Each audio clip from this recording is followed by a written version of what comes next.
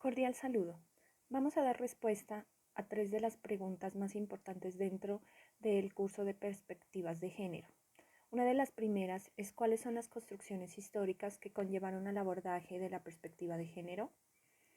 A este le damos que el concepto de género comienza a surgir a mediados de los años 70, según la OEA, como respuesta a los interrogantes teóricas metodológicas planteadas por la constatación de evidencias asimétricas y desigualdades existentes entre hombres y mujeres en función de su sexo.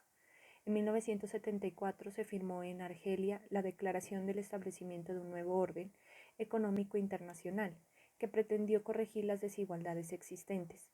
Este hecho marcó la pauta para la celebración de la primera Conferencia Mundial de la Mujer en México en 1975.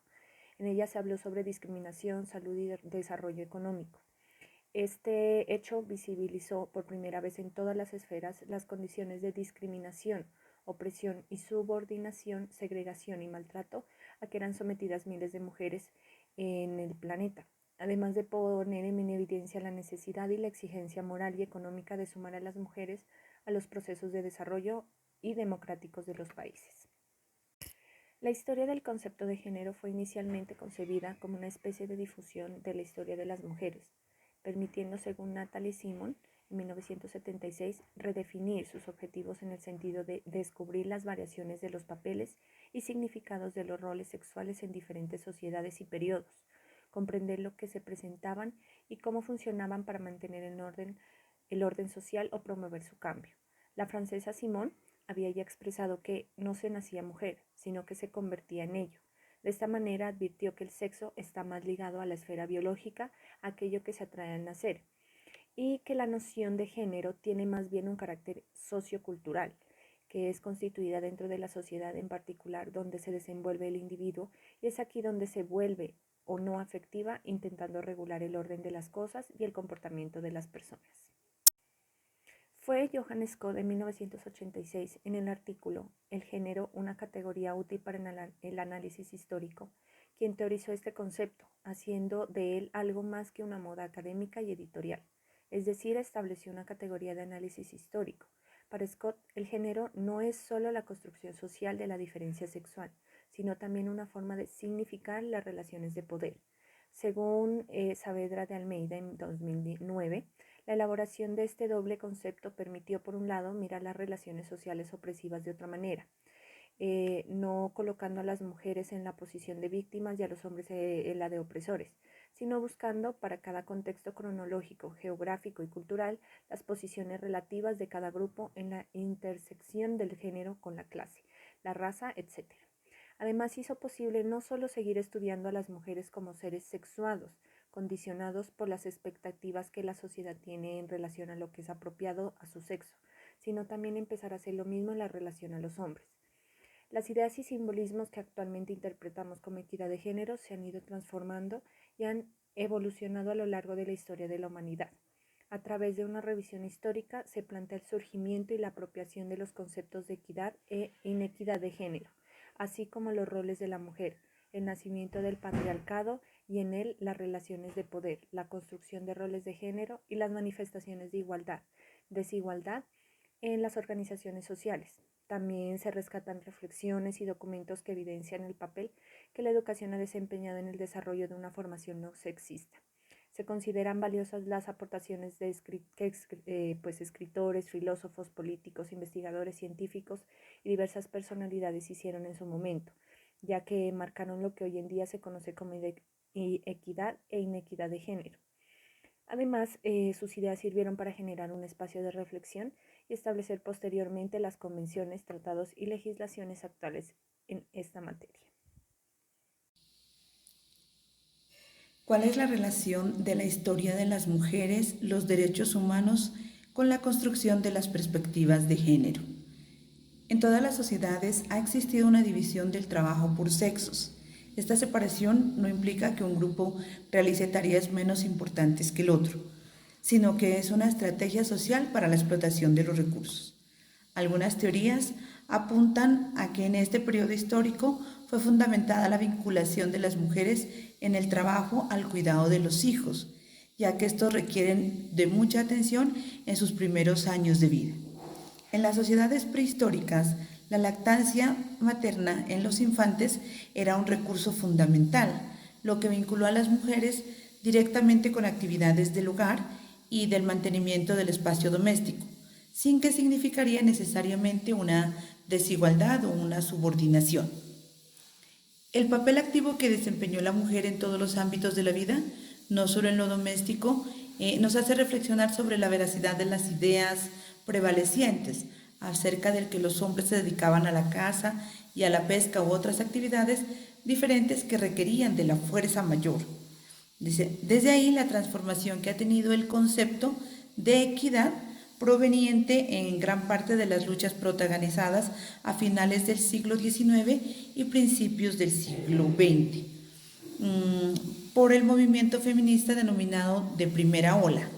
El concepto emerge de la expresión francesa féminisme en 1837 y fue un movimiento que intentó apoyar públicamente los derechos de las mujeres. En la actualidad, el feminismo es considerado como una ideología y un conjunto de movimientos políticos, económicos, culturales, sociales que tienen como objetivo la igualdad de los derechos, tanto de las mujeres como de los hombres. Asimismo, el feminismo de la primera ola se caracterizó por la lucha de la igualdad, en particular de los derechos, ¿no?, que fueron los más vulnerados, al igual que la prohibición de la discriminación en el trabajo, la revocación de las leyes en contra del aborto, la igualdad del género en aspectos de la política, como es el caso del derecho al voto, el trabajo en igualdad de circunstancias y jornadas laborales y el derecho a la educación, que antes solo lo tenían los hombres. Sin embargo, los movimientos sociales y políticos surgidos en Francia en 1968 inauguraron la segunda ola del feminismo. La búsqueda de la igualdad es sustituida por una afirmación de la diferencia. Dicho de otra manera, ya no era el objetivo principal de ser consideradas como iguales, sino es ser reconocidas como un género diferente, con necesidades distintas, pero con las mismas oportunidades. Las feministas no pretendían que las mujeres fuésemos contrarias del hombre, ¿no?, sino un apoyo, buscar ser el otro verdadero. Este reconocimiento de su particularidad como género y no solo como opuesto a lo masculino. Esta segunda ola fue en muchos sentidos una respuesta en contra del feminismo de la primera ola, claro está, que no reconocía la diferencia, sino que se afirmaba como un igual al hombre. Ya la tercera ola del feminismo intenta una espiritualización ética del contrato social, donde la mujer sigue siendo reconocida como una alteridad radical, un otro diferente del hombre y no su opuesto, no su contrincante.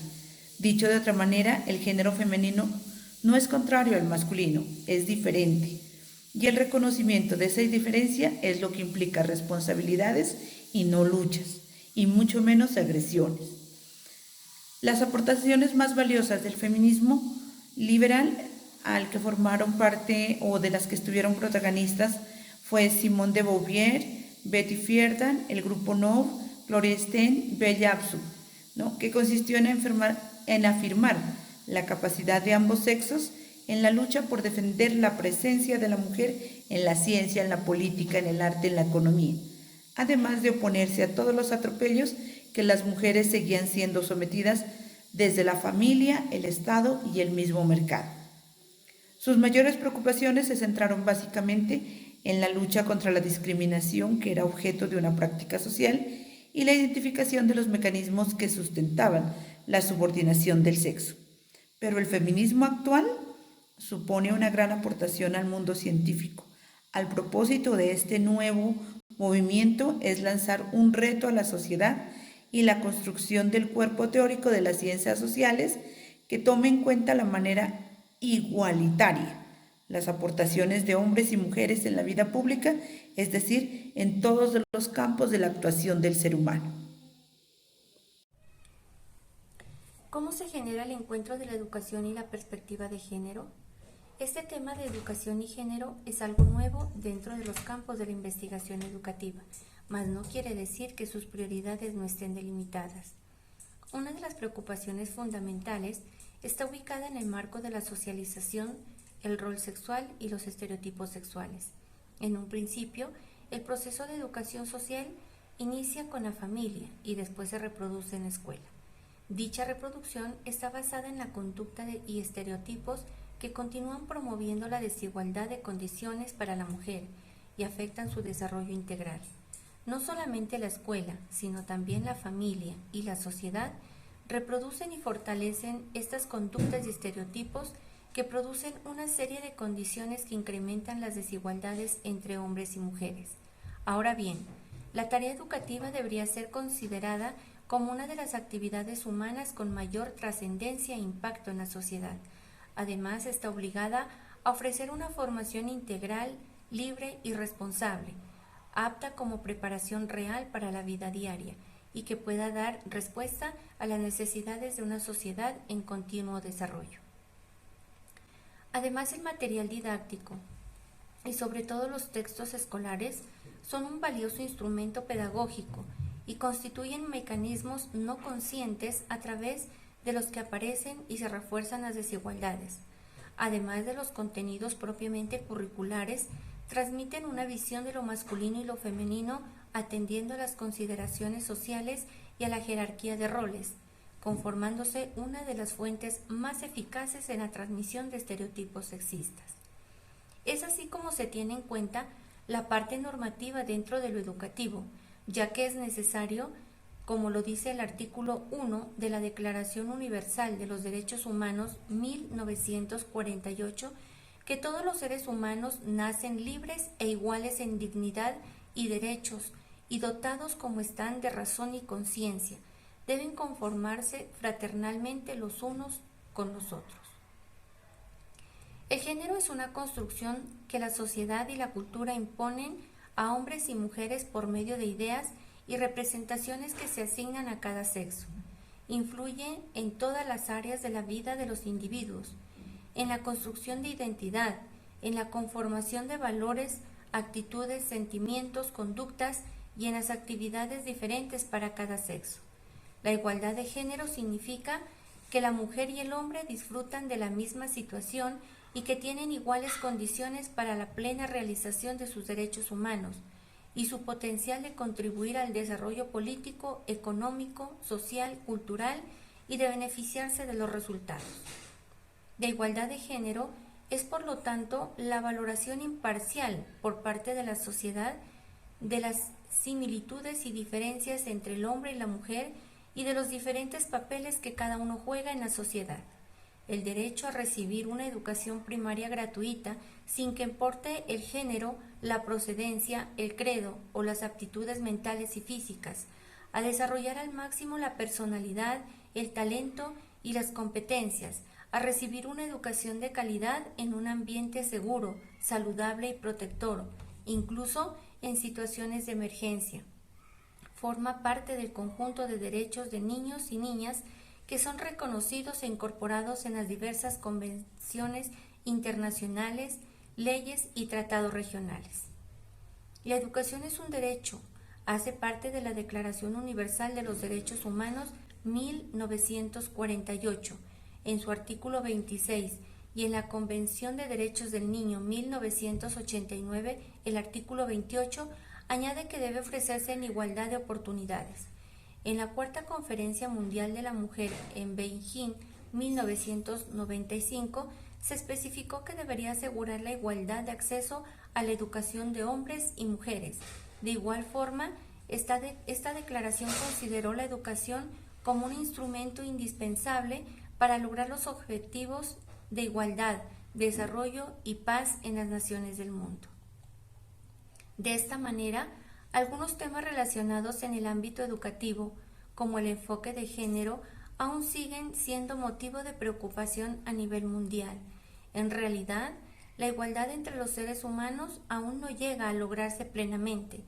Es uno de los principios más nobles que han enarbolado las múltiples luchas históricas para el logro de las diversas reivindicaciones políticas, sociales y culturales con mira a una vida mejor en el planeta.